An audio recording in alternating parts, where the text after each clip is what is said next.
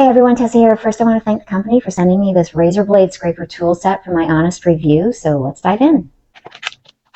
Here's the scraper tool itself and 20 stainless steel replacement blades. These are rust proof and incredibly sharp.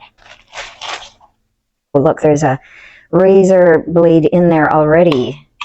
So you just push. I think you probably just go to there to use it, and then maybe all the way out when you're ready to replace the blade. It even has a hangable tail, so storage is easy and space saving. We had an ant infestation a little while ago, and we had to put out some ant bait, and it's really sticky. I don't know if you can see it. It's kind of raised right there, and I could not get it off at all. And so when I was given this razor blade scraping tool, I was very excited, because this was the first thing that I wanted to tackle. So we're going to check. We're going to see if this works. Let's see if it works. Oh, it's so easy.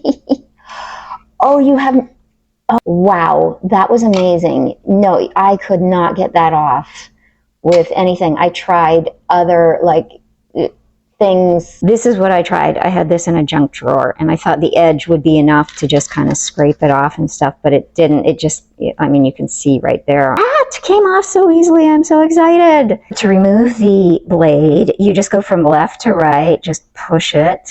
See, just like that. I'm gonna put in a new one. Slide it in, from the right to the left. Well, I'm going to tackle these tiles with this razor blade scraper tool, see how it goes. Because this looks just horrible. So I would just love to be able to do something about that. So let's see how it goes.